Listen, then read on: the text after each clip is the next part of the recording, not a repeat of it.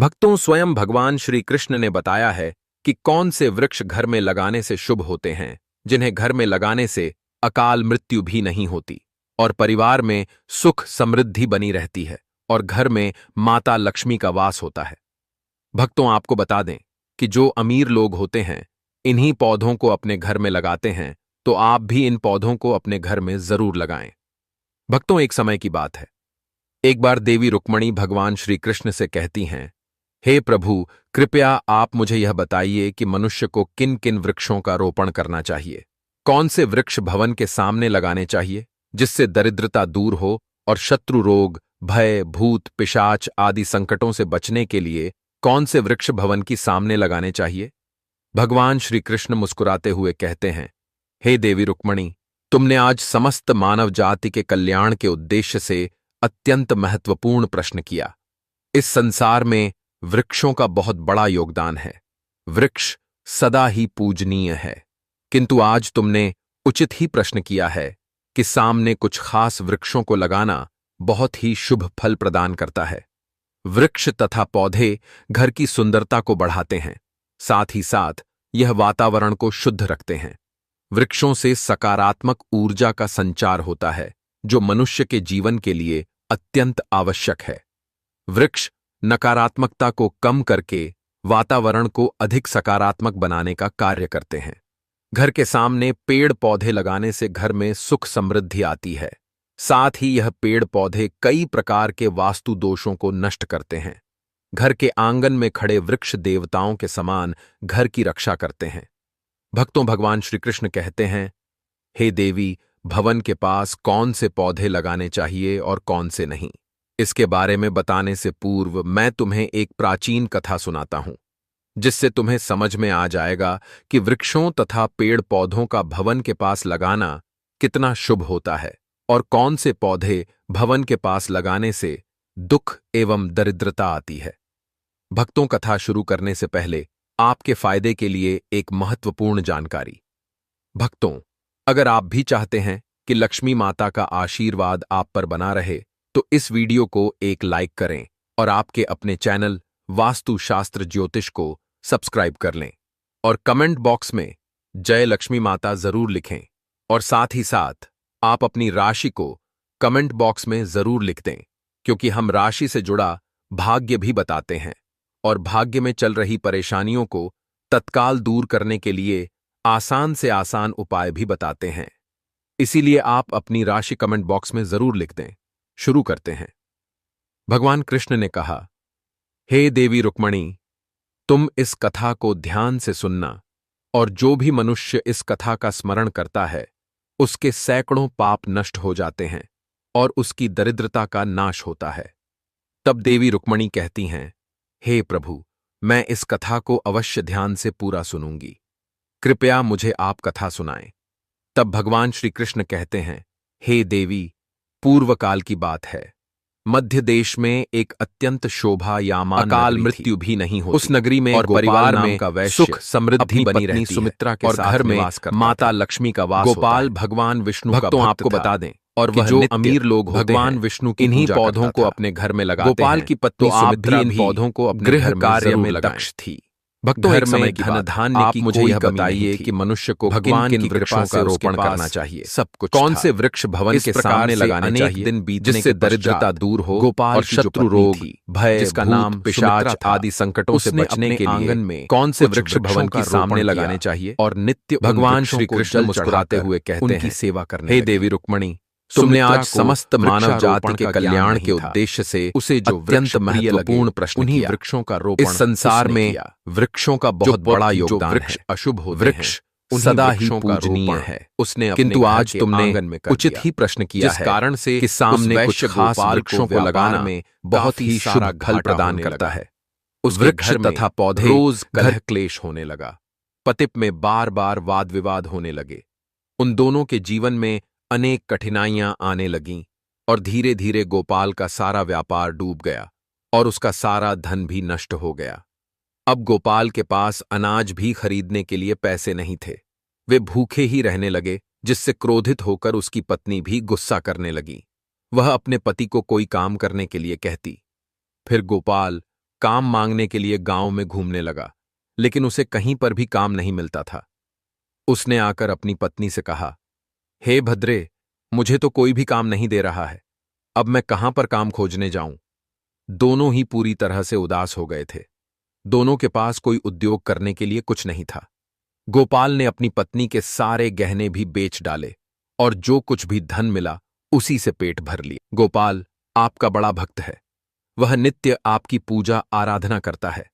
तब भगवान विष्णु कहते हैं, हे देवी, मैं अवश्य ही गोपाल की सहायता करूंगा, किंतु उससे पहले मुझे उसकी परीक्षा लेनी होगी। इसीलिए मैं स्वयं उसके घर पर जाकर उसकी परीक्षा लेता हूं। भगवान विष्णु एक साधु का वेश धारण करते हैं और पृथ्वी लोक पर प्रकट होते हैं। साधु रूपी भगवान विष्णु गोपाल के द्वार पर जाते हैं और याचना करने लगते हैं। तब द्वार पर आए हुए साधु को देखकर गोपाल उन्हें प्रणाम करता है और कहता है, हे साधु महाराज पधारिए, इस गरीब के घर में आपका स्वागत है। मैं आपकी किस प्रकार से सहायता कर सकता हूं। साधु रूपी भगवान विष्णु कहने लगते हैं, हे महोदय, मैं तीर्थ यात्रा पर निकला हूं, विश्राम करने के लिए कोई जगह खोज रहा हूं। यदि आपको कोई कष्ट ना हो तो मुझे अपने घर में स्थान दे दो। मैं अनेक दिनों से भूखा हूं, कुछ भोजन भी प्राप्त हो जाए तो बड़ी कृपा होगी। साधु महाराज के ऐसे वचन सुनकर गोपाल कहने लगा, हे साधु महात्मा, आप अवश्य ही कोई पुण्य आत्मा दिखाई पड़ते हैं। आपके मुखमंडल पर बहुत तेज है। आपकी सेवा करने का मुझे सौभाग्य मिल रहा है। आपकी सेवा करके मुझे बड़ा आनंद मिलेगा। कृपया आप घर के भीतर चलिए। फिर वह साधु महाराज और गोपाल के घर के भीतर जाते हैं और विश्राम करने लगते हैं। गोपाल उन साधु महाराज की बड़ी सेवा करता है, किंतु उसके पास अन्न का एक दाना नहीं होता है। तो वह अपनी पत्नी से कहता है, हे प्रिय, घर पर जो साधु महात्मा आए हैं वे बड़े पुण्यवान दिखाई पड़ रहे हैं। हमें उनके भोजन के लिए कुछ उपाय करना चाहिए। मैं गांव में जाकर किसी से थोड़ा सा धन मांग कर लाता हूं। इतना कहकर वह गोपाल गांव में एक सेठ के घर पर जाता है और उस सेठ से थोड़ा सा धन देने की विनती करता है, किंतु वह सेठ उस गोपाल वैश्य को धन देने से इनकार करता है और कहता है, तुम्हारे पास तो फूटी कौड़ी नहीं है, तुम मेरा धन कैसे वापस करोगे। तब गोपाल कहता है, हे सेठ, कृपा करके आप मुझे थोड़ा सा धन दे दीजिए, मैं जल्दी ही आपको लौटा दूंगा। यदि मैं धन नहीं लौटा पाया तो आप मेरा घर ले लीजिएगा। गोपाल की बात सुनकर सेठ को उस पर थोड़ी दया आती है और वह उसे धन देते हुए कहता है, हे वैश्य, यदि तुमने धन नहीं लौटाया तो तुम स्वयं ही मुझे अपना घर सौंप देना। तब वह वैश्य गोपाल कहता है, हे सेठ, मैं वचन देता हूं कि यदि मैंने धन नहीं लौटाया तो मैं आपको अपना घर सौंप दूंगा। गोपाल उस सेठ से धन लेकर बाजार से दूध, चावल, सब्जी, आटा, शक्कर आदि खरीद लेता है और लौटकर अपने घर आ जाता है। फिर वह अपनी पत्नी से कहता है, हे प्रिय, तुम उन साधु महात्मा के लिए भोजन बनाओ। फिर गोपाल की पत्नी सुमित्रा भोजन बनाती है और उन साधु महात्मा को भोजन परोस देती है। इस प्रकार गोपाल की भक्ति और निष्ठा को देखकर वे साधु महाराज बहुत प्रसन्न हो जाते हैं। भोजन हो जाने के पश्चात वे जाते जाते गोपाल से कहते हैं, हे वैश्य, मैं तुम्हारी भक्ति और आदर सम्मान से अत्यंत प्रसन्न हूं। तुम्हारी जो भी कामना है मुझे बताओ, मैं अवश्य पूरी करूंगा। तब गोपाल कहता है, हे महात्मा, आपका आशीर्वाद ही हमारे लिए सब कुछ है, किंतु मैं आपसे यह जानना चाहता हूं कि किस पाप के कारण मुझे दरिद्रता का दुख भोगना पड़ रहा है। हमने तो भगवान विष्णु की भक्ति की है, फिर हमारे जीवन में दरिद्रता क्यों आई है? अकाक्याति का क्या कारण है? और इस दरिद्रता को दूर करने के लिए मुझे क्या क्या उपाय करना चाहिए? तब वह साधु महात्मा कहते हैं, हे वैश्य, मैं जब तुम्हारे द्वार पर आ गया था तभी मुझे यह तो हो गया था कि तुम्हारे जीवन में घोर दरिद्रता और संकट आए हुए हैं, क्योंकि तुम्हारे भवन के सामने जो वृक्ष है वही तुम्हारी दरिद्रता का कारण है। इसीलिए तुम इन वृक्षों को हटाकर उनके स्थान पर शुभ पौधों का रोपण करो। तुम्हारी पत्नी ने तुम्हारे भवन के सामने जिन वृक्षों का रोपण किया है वे अशुभ वृक्ष हैं, उन्हीं के कारण तुम्हारी ऐसी दुर्दशा हुई है। तब गोपाल कहता है, हे महात्मा, कृपा करके मुझे बताइए कि घर के सामने कौन से वृक्ष लगाने चाहिए जिससे घर में सुख समृद्धि हो और कौन से वृक्ष नहीं लगाने चाहिए। कृपा करके आप मुझे विस्तार से समझाइए। मैं आपका बड़ा आभारी रहूंगा। फिर वह साधु महात्मा कहते हैं, हे वैश्य, ठीक है, अब मैं तुम्हें उन शुभ वृक्षों के विषय में बताता हूं जिन्हें घर के पास लगाने से शुभ फलों की प्राप्ति होती है। इसीलिए तुम ध्यानपूर्वक सुनो। हे वैश्य गोपाल, किसी जलाशय के समीप पीपल का वृक्ष लगाओ। पीपल का वृक्ष लगाने से जो फल मिलता है वह सैकड़ों यज्ञ के समान होता है। जब पीपल के पत्ते उस जलाशय में गिरते हैं तो वे पिंड के समान होकर पितरों को तृप्त करते हैं। इससे सभी प्रकार के पितृदोष समाप्त हो जाते हैं। जो मनुष्य नित्य स्नान करके पीपल को स्पर्श करता है वह सभी पापों से मुक्त होता है और कभी पराजित नहीं होता है। पीपल को स्पर्श करने से लक्ष्मी की प्राप्ति होती है और उसकी प्रदक्षिणा करने से आयु में वृद्धि होती है। पीपल की जड़ में श्री विष्णु, तने में शिव जी और अग्रभाग में ब्रह्मा जी स्थित रहते हैं। अमावस्या के दिन पीपल को प्रणाम करने से जो फल मिलता है वह 1000 गाय के दान के बराबर होता है। इस संसार में पीपल के समान कोई वृक्ष नहीं है। साक्षात श्री हरि विष्णु इस वृक्ष के रूप में पृथ्वी पर विराजमान है।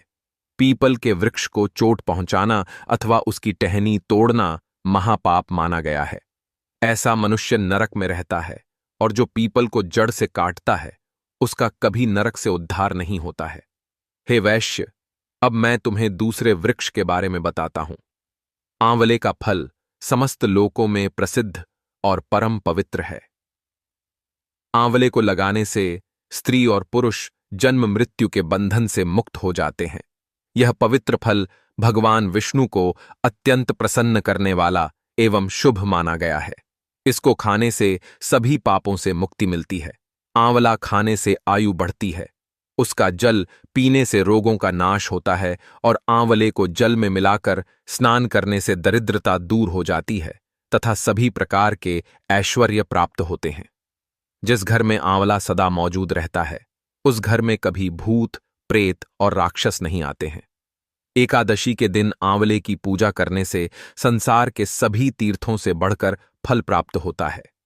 जिस व्यक्ति के घर के सामने आंवले का वृक्ष होता है वहां साक्षात लक्ष्मी नारायण निवास करते हैं। तीसरा है अशोक का वृक्ष।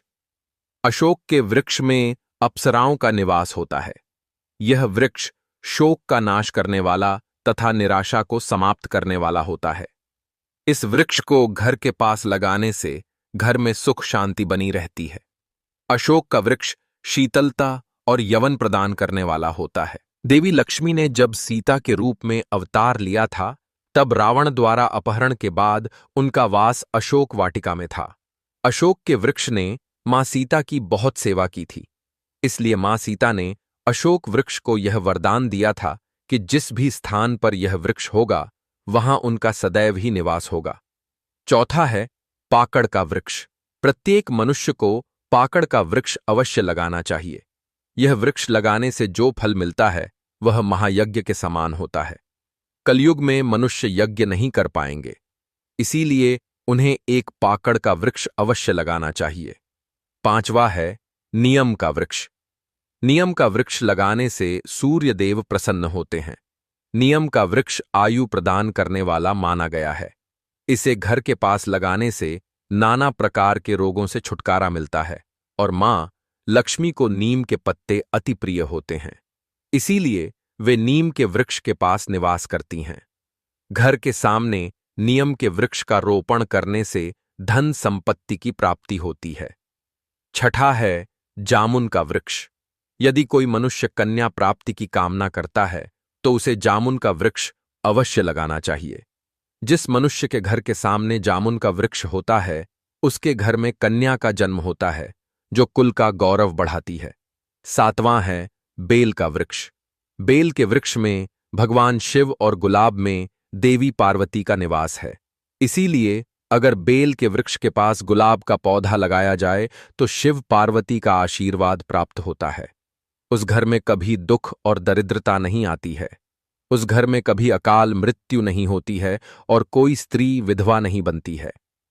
8वां है नारियल का पेड़। नारियल का पेड़ लगाने से पुरुष अनेक गुणवान संतान का पिता बनता है। नारियल किसी भी धार्मिक अनुष्ठान का आवश्यक अंग होता है। यह अत्यंत शुभ माना जाता है। कुंद और मोगरे के पेड़ में गंधर्व निवास करते हैं, इसीलिए इस पौधे का रोपण अपने घर के पास करने से कार्यों में सिद्ध और शुभ फलों की प्राप्ति होती है। खासकर कला के क्षेत्र में काम करने वाले लोगों को यह पौधा अवश्य लगाना चाहिए। यदि किसी मनुष्य को चोर और लुटेरों का भय सता रहा है तो उसे अपने घर के पास किक डीडीएच का वृक्ष जरूर लगाना चाहिए। यह वृक्ष चोर लुटेरों को भयभीत करता है और घर की रक्षा करता है। हल के वृक्ष पुण्य और लक्ष्मी प्रदान करते हैं। इन वृक्षों का रोपण करने से दुख और दरिद्रता समाप्त हो जाती है। घर की उत्तर दिशा में 5 कनक चंपा का पौधा लगाया जाए तो धन में वृद्धि होती है। केले का पेड़ भी बहुत शुभ होता है और यह घर में सुख, समृद्धि और खुशहाली लाता है। केले के पेड़ में भगवान विष्णु का वास होता है, इसलिए घर में केले का पेड़ होने से घर में धन की कमी नहीं होती है। हर श्रृंगार के पौधे को पारिजात भी कहा जाता है। इस पौधे की उत्पत्ति समुद्र मंथन के समय हुई थी और देवी लक्ष्मी भी समुद्र मंथन से ही प्रकट हुई थी। इसीलिए पारिजात के पौधे का बहुत अधिक महत्व है। यदि इस पौधे को अपने घर पर लगाते हैं तो आपको मां लक्ष्मी की विशेष कृपा प्राप्त होगी। घर के आंगन में नारियल का पेड़ होने से उस घर में हमेशा शुभता बनी रहती है और उस घर के सदस्यों का समाज में बहुत मान सम्मान होता है। सुंदर पत्नी की कामना करने वाले मनुष्य को अनार का वृक्ष लगाना चाहिए। जो मनुष्य सुंदर, सुशील और सौभाग्यशाली पत्नी की कामना करता है उसे अपने घर के आंगन में या पास में अनार का वृक्ष अवश्य लगाना चाहिए। अनार का वृक्ष न केवल स्वास्थ्यवर्धक फल प्रदान करता है बल्कि इसे शुभता और सौंदर्य का प्रतीक माना गया है। अनार का वृक्ष अपने लाल फूलों और फलों के कारण सकारात्मक ऊर्जा का संचार करता है। इस वृक्ष को देवी लक्ष्मी का प्रतीक भी माना गया है और इसकी उपस्थिति घर में धन, समृद्धि और पारिवारिक सौहार्द को बढ़ाती है। अनार के फल का सेवन करने से शरीर स्वस्थ और कांतिमय होता है। पलाश का पेड़ ब्रह्म तेज प्रदान करता है, इसीलिए इसका रोपण अवश्य करना चाहिए। पलाश को धर्म का वृक्ष कहा जाता है। इसे भगवान ब्रह्मा और अग्नि का प्रतीक माना गया है। इसके लाल फूल ऊर्जा, शक्ति और उत्साह के प्रतीक हैं। पलाश का वृक्ष व्यक्ति को आध्यात्मिक उन्नति प्रदान करता है। यह साधना और तपस्या में सहायता करता है और व्यक्ति के भीतर ब्रह्म ऊर्जा का प्रवाह बढ़ाता है। पलाश की लकड़ी और पत्ते यज्ञ और पूजा में उपयोग किए जाते हैं। इनसे निर्मित संविदा अग्नि को प्रज्वलित करती है और वातावरण को पवित्र बनाती है। वंश वृद्धि और संतान प्राप्ति की कामना करने वाले मनुष्य को अशोक का वृक्ष अवश्य लगाना चाहिए। अगर मनुष्य किसी बीमारी से पीड़ित है तो उसे सहजन का वृक्ष लगाना चाहिए। सहजन का वृक्ष लगाने से बड़े बड़े रोग नष्ट हो जाते हैं। यह वृक्ष आरोग्य प्रदान करने वाला होता है। अब हम आपको बताते हैं कि कौन से वृक्ष घर के सामने नहीं लगाना चाहिए। पहला है मरुस्थलीय पौधे। मरुस्थलीय पौधों के कांटे उनके आसपास नकारात्मक ऊर्जा का संचार करते हैं। यह पौधे घर में मानसिक तनाव, झगड़े और अशांति का कारण बन सकते हैं। घर के भीतर कांटेदार पौधों का रोपण वास्तु दोष उत्पन्न करता है। इससे घर के सदस्यों को आर्थिक तंगी, स्वास्थ्य समस्याएं और पारिवारिक कलह का सामना करना पड़ सकता है। मनुष्य को कभी भी ताड़ का वृक्ष नहीं लगाना चाहिए। ताड़ का वृक्ष संतान का नाश करने वाला होता है। जिस घर के पास ताड़ का वृक्ष होता है उस घर की संतानों की कभी उन्नति नहीं होती है। मनुष्य को कभी भी अपने घर के पास भेड़ा का वृक्ष नहीं लगाना चाहिए। इस वृक्ष पर भूत का वास होता है। जो मनुष्य भेड़ा का वृक्ष लगाता है वह भूत बन जाता है। इसके नीचे बैठकर कभी पूजा पाठ भी नहीं करना चाहिए।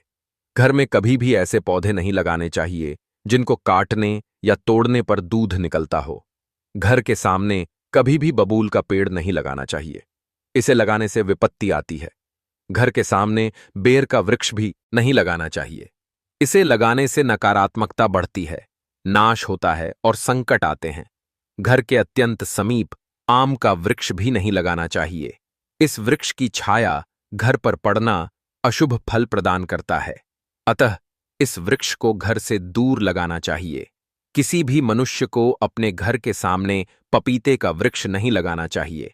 इस वृक्ष को लगाने से धन का नाश होता है और दरिद्रता आती है। अगर पीपल का वृक्ष भवन की पूर्व दिशा में हो तो घर में निर्धनता व्याप्त हो सकती है। वट वृक्ष घर की पश्चिम दिशा में हो तो घर में शोक का वातावरण रहता है। दक्षिण दिशा में तुलसी का पौधा हो तो संतान को पीड़ा सहन करनी पड़ती है। किसी भी मृत वृक्ष की छाया घर पर पड़ती है तो यह मृत्यु सूचक होती है। मृत वृक्ष को तुरंत उखाड़ देना चाहिए। भक्तों, जीवन में सुख और समृद्धि हर कोई चाहता है। हर कोई चाहता है कि उसके घर में धन का आगमन होता रहे, परिवार में शांति बनी रहे और दरिद्रता कभी पास न फटके। लेकिन कई बार बिना चाहे भी हमारे घर में अशांति फैल जाती है, धन रुक जाता है और अभाव बढ़ने लगता है। हम सोचते हैं कि शायद यह हमारी किस्मत है, परंतु वास्तुशास्त्र कहता है कि ऐसा केवल कर्मों की वजह से नहीं होता, बल्कि घर के आसपास के वातावरण और विशेष रूप से वहां लगे वृक्ष और पौधों की वजह से भी होता है। मरुस्थल में पाए जाने वाले पौधों को देखिए। यह पौधे कठोर धूप और सूखे वातावरण में पनपने के लिए बने हैं। इनके तने मोटे होते हैं ताकि नमी और जल लंबे समय तक संचित रह सके। इनके चारों ओर कांटे होते हैं ताकि कोई जीव इन्हें छू ना सके। यह सब प्रकृति की अद्भुत रचना है। मरुस्थल की कठिन परिस्थितियों में यह पौधे जीवन के प्रतीक हैं।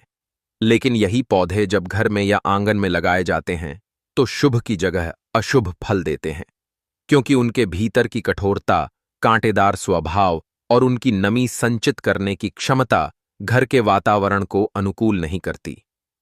वास्तुशास्त्र स्पष्ट रूप से कहता है कि घर के भीतर या आंगन में ऐसे पौधे लगाना उचित नहीं है जिनमें कांटे हो या जिनकी प्रकृति कठोर हो।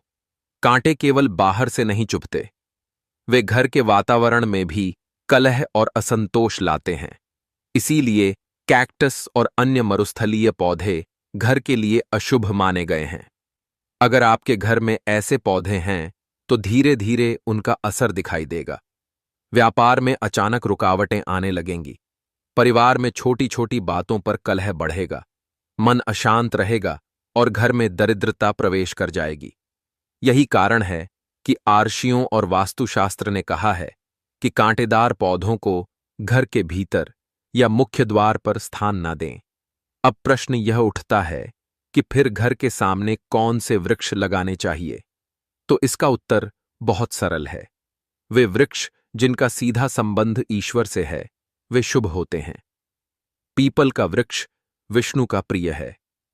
तुलसी का पौधा तो स्वयं लक्ष्मी स्वरूपा मानी गई है। आंवला, अशोक, आम और केले जैसे वृक्ष घर में सुख, शांति और संपन्नता का आशीर्वाद लाते हैं। जब इन वृक्षों को घर के पास लगाया जाता है तो वहां का वातावरण दिव्य और पवित्र हो जाता है। इन वृक्षों से सकारात्मक ऊर्जा उत्पन्न होती है और घर के चारों ओर एक अदृश्य सुरक्षा कवच बन जाता है। कहते हैं कि जब किसी घर में तुलसी का पौधा होता है, वहां दरिद्रता पास नहीं आती। जब पीपल का वृक्ष घर के सामने लहलहाता है, वहां पितरों की कृपा और भगवान विष्णु का आशीर्वाद सदैव बना रहता है। जब आम और आंवले के वृक्ष होते हैं तो घर के सदस्यों का स्वास्थ्य अच्छा रहता है, मन प्रसन्न रहता है और व्यापार में वृद्धि होती है। और जब आंगन में केले का वृक्ष होता है तो वहां भगवान विष्णु और माता लक्ष्मी स्वयं विराजमान रहते हैं। शास्त्रों में एक कथा आती है कि एक गृहस्थ अपने जीवन में बहुत दरिद्र था। उसके घर में हमेशा कलह रहता, धन कभी टिकता नहीं था। एक दिन एक साधु उसके घर आए और समझाया कि बेटा, तुम्हारे घर में दरिद्रता का कारण तुम्हारे कर्म ही नहीं, बल्कि तुम्हारे घर के आसपास के वृक्ष भी हैं। कांटेदार पौधे तुम्हारे घर की समृद्धि को रोक रहे हैं। उन्हें हटाओ और उनकी जगह शुभ वृक्ष लगाओ। गृहस्थ ने साधु की बात मानी और अपने आंगन में तुलसी, केले और आंवले का वृक्ष लगाया। कुछ ही समय में उसका जीवन बदल गया, व्यापार बढ़ने लगा, घर में शांति छा गई और दरिद्रता सदा के लिए दूर हो गई। यह केवल कथा ही नहीं, बल्कि एक गहरा सत्य है। वृक्षों का असर हमारे जीवन पर होता ही है। जो वृक्ष अशुभ हैं, वे जीवन में रुकावटें लाते हैं। जो वृक्ष शुभ हैं, वे सुख और समृद्धि का द्वार खोलते हैं। इसलिए उपाय बिल्कुल सीधा है। अगर आपके घर में या आंगन में कांटेदार पौधे हैं तो उन्हें तुरंत वहां से हटा दीजिए, क्योंकि वे आपके घर की सुख शांति को खा जाते हैं। और उनकी जगह तुलसी, केले, पीपल या आंवले का पौधा लगाइए। जब आप ऐसा करेंगे तो न केवल घर का वातावरण बदलेगा, बल्कि आपके जीवन का हर दुख दूर होने लगेगा। वास्तुशास्त्र का यह उपाय अत्यंत सरल है, लेकिन इसका प्रभाव बहुत गहरा है। शुभ वृक्ष केवल हरियाली ही नहीं लाते, वे ईश्वर की कृपा को भी घर में स्थायी कर देते हैं। जब घर में ईश्वर की कृपा होती है, तब दरिद्रता का नामो निशान मिट जाता है और धन की वृद्धि अपने आप होने लगती है। तो हे भक्तों, अगर आप चाहते हैं कि आपके जीवन में धन की कमी ना रहे, आपके परिवार में सुख और शांति बनी रहे और आपके घर में लक्ष्मी का वास हो, तो कभी भी मरुस्थलीय और कांटेदार पौधे घर में स्थान ना दें। उनकी जगह शुभ वृक्ष लगाएं और प्रतिदिन उनकी सेवा करें। यही सबसे सरल और प्रभावी उपाय है जो आपके जीवन को बदल देगा। दोस्तों, यह तमाम जानकारी जन रुचि को ध्यान में रखकर दी जा रही है। ज्योतिष और धर्म के उपाय को अपनी आस्था और विश्वास पर आजमाएं। हमारी वीडियो का उद्देश्य सिर्फ आपको बेहतर सलाह देना है,